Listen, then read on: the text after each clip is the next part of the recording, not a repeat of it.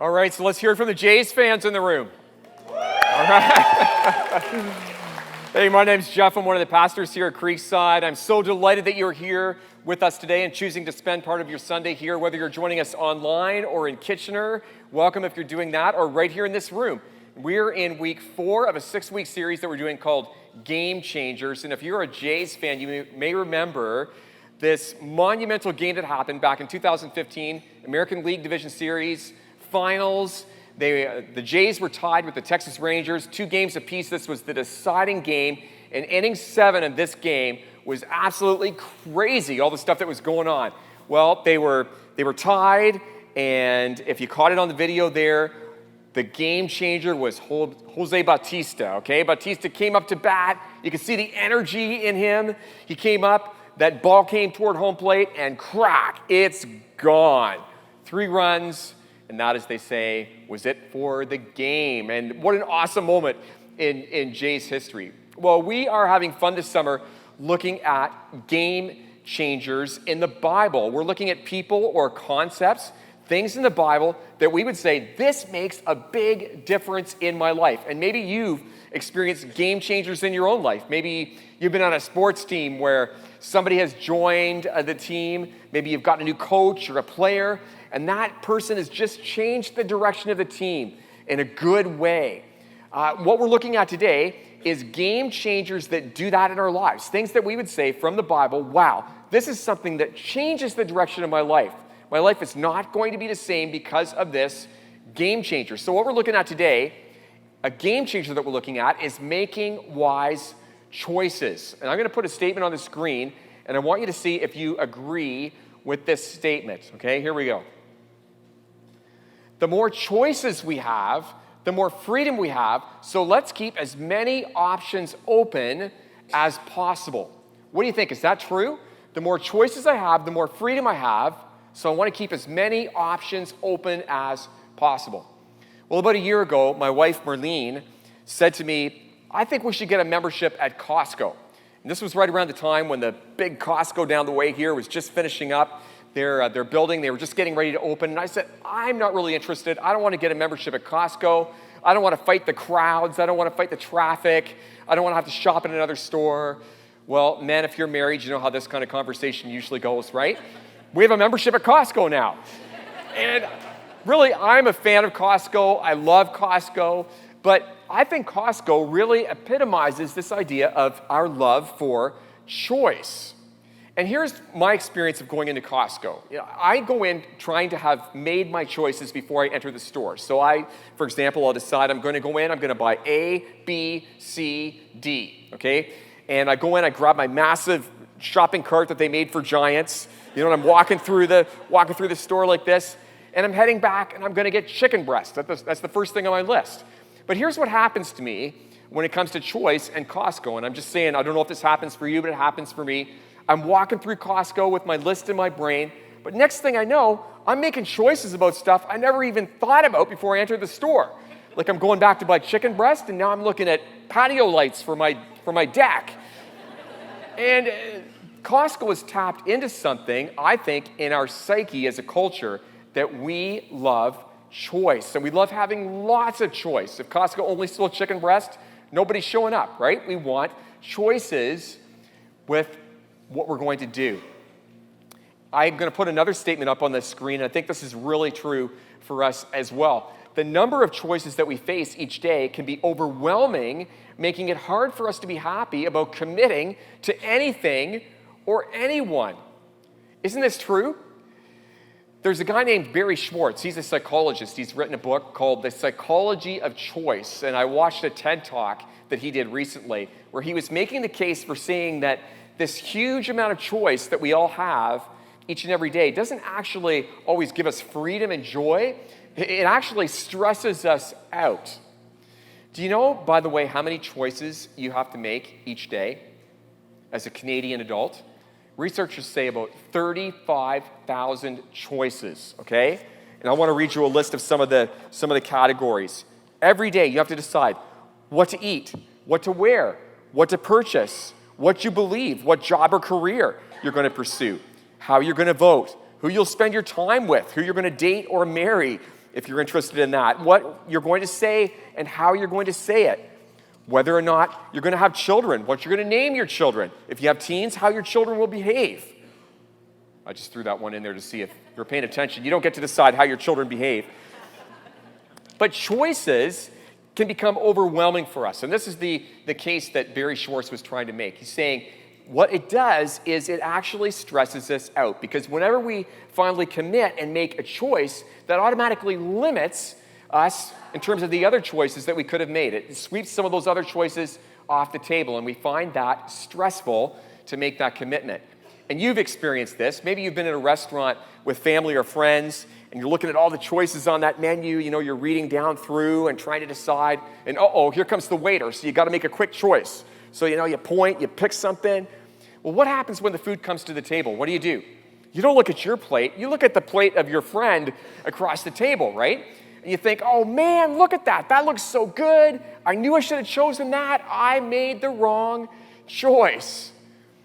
And if we get stressed out about the little things, the little choices that we have to make, man, the big choices, they can be really stressful for us, can't they? Like, what direction am I going to take in terms of my career? Do I want to go away for school, or do I want to stay home to do my studies?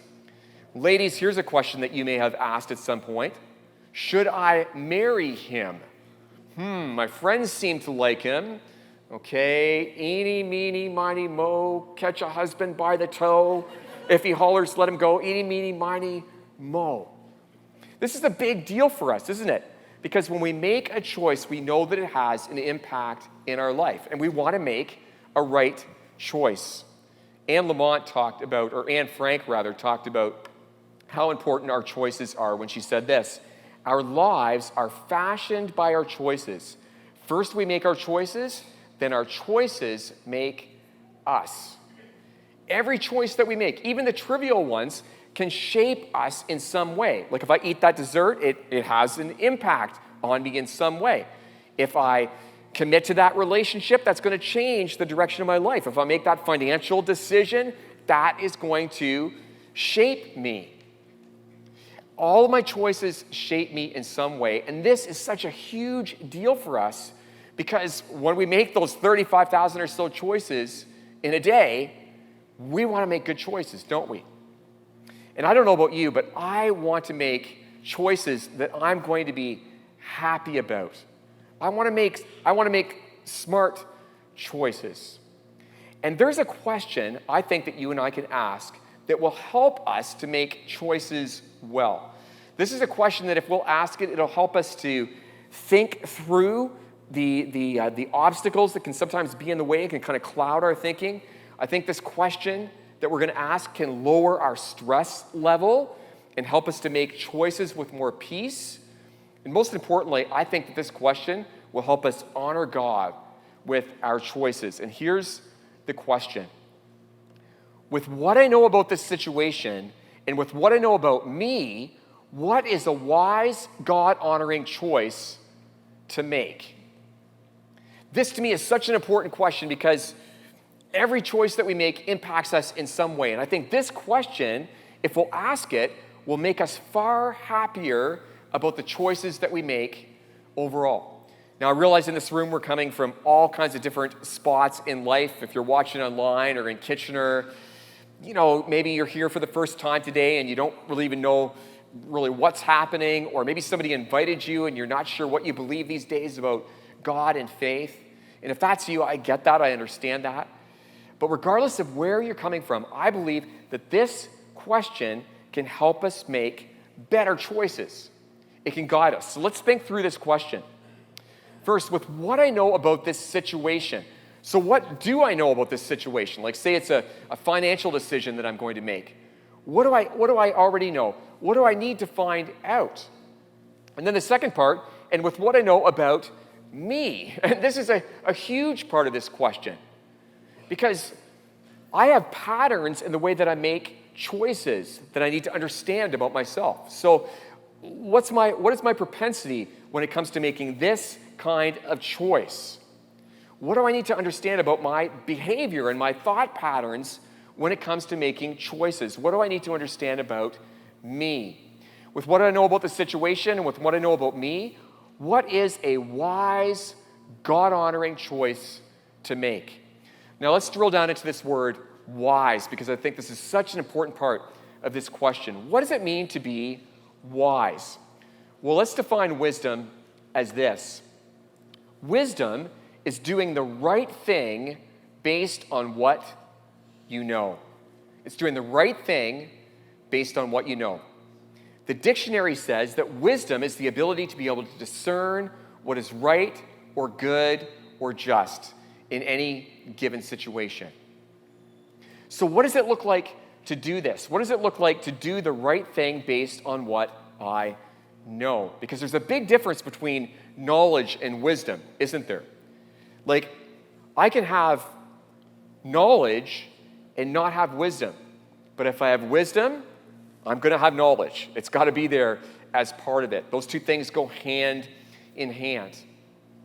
But I can know everything that I can possibly learn about the Jays, the Blue Jays, for example. I can watch every regular season game. I can follow the statistics. I can learn all about the players. I can know all about the Blue Jays. But wisdom is knowing how to hit that ball like Jose Bautista did when it comes across home plate. There's a big difference between knowledge and wisdom. The Greeks coined a term many years ago, sophomore. And sophomore is like a second-year student. If you're in college or university, for example, in the States, a sophomore, they said, is a wise fool. In other words, this is a person who has accumulated some knowledge, but they don't necessarily know the right thing to do with it. Now, in our culture today, we are a culture that has access to a plethora of knowledge. Isn't that true? I mean, I can go online, I can research anything that I want to, and I can learn about it in a few minutes of reading and research online. We have access to an incredible amount of knowledge, but watch the news any given day, and probably we would all agree that we live in a culture that is knowledge-rich, but wisdom-poor. We are sophomores when it comes to wisdom. Well, the Bible has a lot to say about wisdom. In fact, there's a whole section of the Bible called wisdom literature. There's 5 books right kind of in the middle of the Bible: Job, Psalm, Proverbs, Ecclesiastes, Song of Solomon. And those are wisdom literature books in the Bible. And these are such practical books for us. They speak to practical choices that we have to make in life around relationships, love, sex, money, our health, God, all kinds of relevant stuff. Great, great information. And within that body of literature, the wisdom literature in the Bible, there's one verse that really summarizes all of it when it comes to wisdom. And this verse I want to use as our guide, really our coach, for how to make wise choices. And here's the verse. In fact, let's read it out loud together. Fear of the Lord is the foundation of wisdom. Knowledge of the Holy One results in good judgment. I believe that all of the wisdom literature in the Bible can be kind of boiled down to this one verse. This kind of summarizes it. This gives us the guide for how to live in a wise way. And notice it says, fear of the Lord is the foundation of wisdom. A foundation is so important to a structure, isn't it? You know, if you're a builder, that a foundation has got to be in place, it's got to be done well so that the rest of the building can stand. And if you live in a home, you know what it's going to be like if you don't have a foundation. You're going to wake up in the morning maybe like this in your bed, or maybe down on the ground. We need that foundation to give the structure integrity. And what this is saying is the fear of the Lord is that foundation for wisdom. So let me ask you a question. Do you fear God? You might be thinking, I don't even know what that looks like. I have no idea. Or you might be maybe kind of arguing in your mind and thinking, well, isn't God all about love? I mean, fear, that sounds kind of negative and bad. What does that mean to fear God? Well, about 2 years ago, my wife Marlene and I spent a week on the island of Oahu in Hawaii, and we just happened to be there at the time of year when surfers from all over the world come to the north shore of Oahu to surf some of the hugest waves, some of the most awesome waves on the entire planet. And by the way, that's me killing it out there on one of the 40-foot waves. Actually, if I'd have been out there, I'd have been killed, okay, by that wave coming down.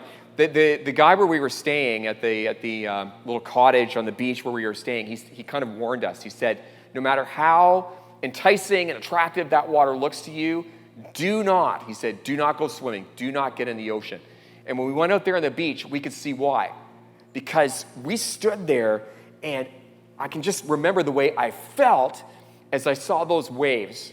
I grew up playing in Lake Huron waves, like the little ones like this. This is nothing like that. The ocean would roll, this massive wave would form, and then boom, crash down on the beach. And Marlene and I stood there, our jaws dropped down to the sand, just taking all these pictures. And if I could describe what those waves were like in one word, I would say power. I just felt in me this sense of just awe and fear because of those waves. I knew, like what the guy said, that if I got too close, I was toast. Now, you may have had a similar experience. Maybe you've been skiing and you're up at the top of a mountain looking down and you get that feeling in your gut, that feeling of, whoa. Or maybe you've been at Canada's Wonderland and you're just about to get on Leviathan, okay? And you get that feeling inside, whoa, this is awesome and this could kill me. And this gives us just a hint of what it means to fear God. To fear God is to look up to him and say, God, you are awesome. Whoa, God, you're amazing. And I just figured out I'm not so awesome compared to you. There's a word that we can use to describe this posture that we can have before God when it comes to fearing him and looking up to him, and it's this word, reverence. The dictionary describes reverence as respect mingled with love, devotion, and awe. And this is about our posture before God, where we look to him and say, God, you are so amazing. And I just can't believe, based on who you are, that you actually care about me. But you do, and you love me. And so I want to follow you well. And this is our posture that when we have this before God, God can work in our life to help us to begin to make wise choices that honor him, to follow him in this way. And there's a phrase that we use here at Creekside that really describes this and how we live it out. And it's this phrase, follow Jesus. And you may have seen this on our t-shirts when we have baptisms. It has our church mission statement on it. Follow Jesus, love God, love people.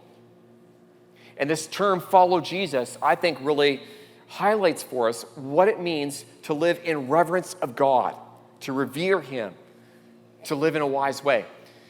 When I was a kid, I was raised in London. My mom and dad raised my sister and I in a great home, and they taught us what it meant to follow Jesus and to love God. That was a part of our experience growing up. But when I got into my mid-teens, I began to make some poor choices with relationships and lifestyle, and those choices began to move me away further and further from God. And I still remember coming to a crisis point in my life where I was sitting with a friend of mine in his car at the end of my parents' driveway, and I said to my friend, I need to make a choice. I need to make a choice about the direction of my life, because my mom and dad had told me, Jeff, if you don't change, you're going to need to move out. And shortly after that, I went to a youth retreat with the youth from our church. And at that retreat, I committed myself to follow Jesus. And from that time on, God has changed my heart. And he's helped me to live in a way that honors him, to live wisely. Now, do I always get it right? No. But God is helping me to do that because of that choice to follow him. That foundation that we looked at earlier in Proverbs begins with a choice. The foundation of wisdom is about us choosing. Joshua 24 says, choose this day whom you will serve.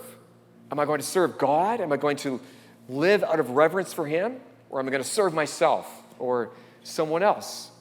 And so God calls us to make this choice. And today, right here in this room, or watching online or in Kitchener, you can make a choice. You can say, God, I choose to follow you. And I believe that if you make that choice from your heart, that God will work in your life, just like he did in mine, that he'll begin to change your heart and begin to show you how to live in a way that is wise, that honors him. And maybe you're here and you have made that choice at some point in the past. But if you're honest, you would say, my heart's really not in it these days. And you know, if you're there, my heart's really not in it. Well, you can choose today to recommit your life and to say, God, I want to follow you. I want to do this from my heart. Choose this day whom you will serve. And this becomes then the foundation of wisdom in living in a way that honors God. Fear of the Lord is the foundation of wisdom. Knowledge of the Holy One results in good judgment. Well, let's talk about some ways to live this out. What are some practical steps that we can take to make wise choices that honor God? And let's use a scenario. Let's say, for example, that we're planning on going away to school, or we're considering it as a choice. Am I going to go away to school? Am I going to do this? It's going to have impact on me in terms of my career if I do it. It's going to have impact on me financially. So this is a big choice. What can I do to make a wise choice? Here's some steps to think about. The first one is this: ask. Can you say that with me? Ask. This is where I believe it begins. Asking God is simply coming to God and saying to him, God, would you direct my choice? I'm thinking about going away to school. God, would you guide my circumstances in this? Would you open up my ears to kind of hear your leading in this? Would you direct me? And I have done this over the years. And as I've prayed and asked God for this, he's shown me things in the Bible. He's spoken to me through songs, through other people. And I know this is just true of me because I've heard this from several of you as well, where you've shared experiences of asking God and how God has led your life. Does he always lead in the same way? No. But when we ask, God responds. In fact, in James, it says this: if you need wisdom, ask our generous God, and he will give it to you. He will not rebuke you for asking. So I imagine God standing in heaven with this basket of wisdom. It may not be the perfect picture, but it's like God's there and he's just ready to dole it out if we're willing to ask. It's like God saying, okay, have some wisdom, have some more. I want you to have this. Just ask me. So this is where it begins. With making a wise choice, begin by asking God. That's the first step. Here's the next one. Research. Can you say that out loud with me? Research. Now, here's why this one is so important. The way that we so often make choices is not based on facts. It's based on our emotion. Okay? It's based on our emotion. And we need to gather the facts. Think about going away to school, how important it is to gather the facts. Years ago, when I was living in London, I was thinking about going away to Bible college. And I remember looking at a couple of different Bible colleges in Canada and kind of evaluating them a bit. And then I got this magazine. I looked on the back of this Christian magazine, and there was this picture on the back of this magazine of this waterfalls for this college down in the state of Georgia, this waterfalls. And then this beautiful young lady standing at the base of this waterfalls. And I remember looking at this picture and thinking, wow, this looks like a really good college to go to. Look at those waterfalls,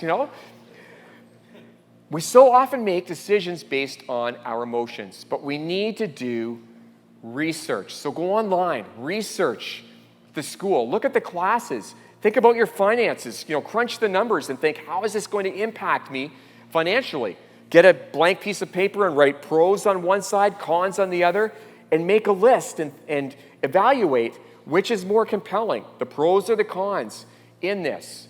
When we do our research, God will honor that, I believe, and help us to make a wise decision. So ask, research, and here's the third one. Listen to advice. Let's say that out loud together. Listen to advice. This one is so important. God gives us other people in our lives, other people who follow Jesus, who want to honor him in their lives, to give us wisdom.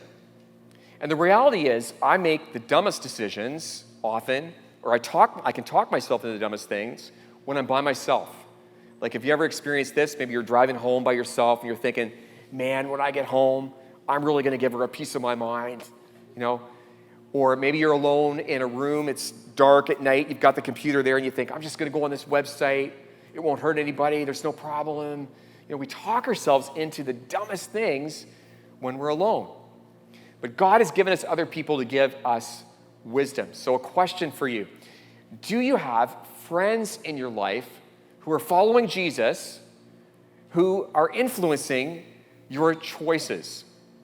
Here at Creekside, we have groups that we call life groups. And life groups are a place where you can go and just run your choices by other people who are like-minded, who have the same values. So say, for example, again, you're thinking of going to school, you go to your life group and say, hey, I'm considering this.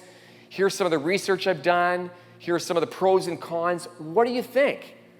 And then you can pray together, you can talk together. God wants us to make decisions in community. And Proverbs speaks so well to this. Proverbs 19:20 says, get all the advice and instruction you can so you will be wise the rest of your life. Go to other people who are godly. Go to other people who are following Jesus and ask. And as we do that, God will help us to make choices that are wise. So, to make wise choices, ask. That's the first thing. Ask God for wisdom. And part of your homework for this week, I know it's summer, but part of your homework that I would love to ask you to do is consider this. Just start your day by asking God for wisdom. I've been doing this over the last month as I remember to in the morning, and just saying to God, God, with my 35,000 choices that I'm going to need to make today, please just, would you give me wisdom to live in a way that honors you? And just watch what God does in your life. So ask, research, listen to advice. And as we do those three things, I believe God will guide our steps. Now, here's a question I think is probably on a lot of our hearts. What about the choices I've made that I regret? Because some of us here are probably thinking, you know, Jeff, I've made poor choices, and I am in a pattern of making poor choices, and I don't think I'll ever get out of that pattern. It's just who I am. And if that's you, just look up here and listen for a minute. God can set you free from patterns of poor choices. You can start today fresh. When we have made a poor choice, God wants us to own that. He wants us to confess to him and ask for forgiveness, and we should do that. But then we can start fresh. And you can ask God today, you can say, God, would you guide me from this point on with your wisdom? Help me to make wise choices from this point on. And I believe that God will honor that request. He'll answer that request. You don't have to be stuck in a pattern of making poor choices. God can set you free. Let's ask this question again, because I hope you can internalize it and hopefully remember it this week. Let's read it out loud. With what I know about this situation and with what I know about me, what is a wise, God-honoring choice to make? Think about this. As a parent, if you're a parent of teens, imagine how this question could impact your success in parenting and even knowing what to say to them and how to respond. If you are single and you're considering a relationship, imagine how this question could change the direction of your relationships. As a consumer, think about how asking this question can help you to sort through all of the options that we have to make wise choices between what we want versus what we need. And I think most importantly, as a follower of Jesus, this question can guide us to have lasting impact in God's kingdom, to serve him, to give, to live for him in a way that honors him. So as you face choices this week, as you face choices in your life, ask God, do your research, listen to advice. And as you do that, I believe God will honor that in your life, and he'll help you make choices that are wise. Let's pray. Lord, we thank you for the wisdom that you give us in the Bible. God, it is so practical to our life. Here we are in 2018. We're looking at words that were written thousands of years ago that apply exactly to our context today. Lord, I pray for each person in this room, each person watching online or in Kitchener. God, would you give us your wisdom to make choices that honor you, to make wise choices?